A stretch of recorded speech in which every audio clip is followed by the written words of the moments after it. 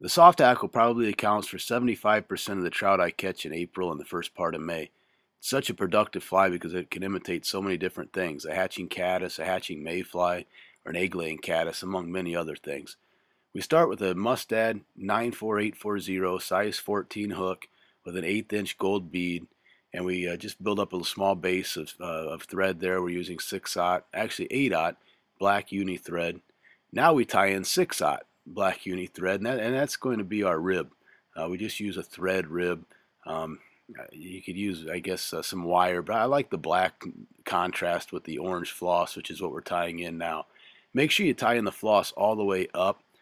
Don't just tie it in and then snip it off, because you're going to have a kind of a strange looking body if you do that. So make sure you tie it in all the way up so you don't have a lot of bulk back there.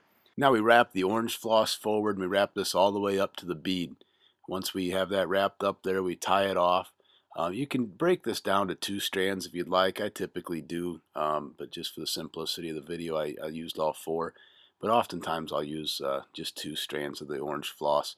We snip that off after we tie it in, and then we take that 6/0 uni thread and we wrap that as a rib. Typically I just make 3 quick wraps. You could counter wrap this if you're really worrying about the floss coming undone on you, but I typically don't, to be honest. I just wrap it same direction I wrap the floss, and then we 3 wraps. We've got a couple nice little ribs made there. I think that contrast between the orange and the black is really nice. Snip that off, and now we tie in just a small piece of Hungarian partridge feather. And what we do is here we're stripping it back a little bit, getting rid of the excess that we're not going to need, the after shaft and whatnot. Slide that stem underneath the bead when you tie that in. That will enable you to not have to make a big bulky wrap of thread there to cover up the stem later on. So if you push that underneath the bead. Now we take just a little bit of dubbing.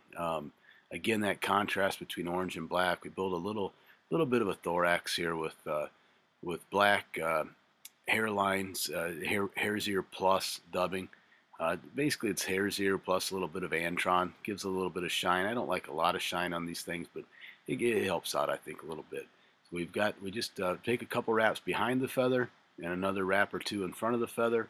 And this also will keep the bead in place as well. Now we take our hackle pliers, attach those to the feather, and make 1 wrap. And that's all you're going to make. We like this pretty sparsely hackled. To imitate the legs of the insect that's struggling, or that's hatching, or that's egg laying, whatever this thing will imitate. We snip that Hungarian partridge off, pull it back a little bit, just make a couple wraps in front, and whip finish, and then this pattern's finished. It's a great pattern. Again, I think 75% of my trout this spring were taken on that, and that's the same way every spring. This fly is deadly fished during a caddis hatch. Cast it down and across, let it swing, and at the end of the swing, give it a few strips back and hold on. Hey, thanks for checking out today's video. As always, if you have any questions or concerns or comments, don't hesitate to get in contact with us. Thanks again.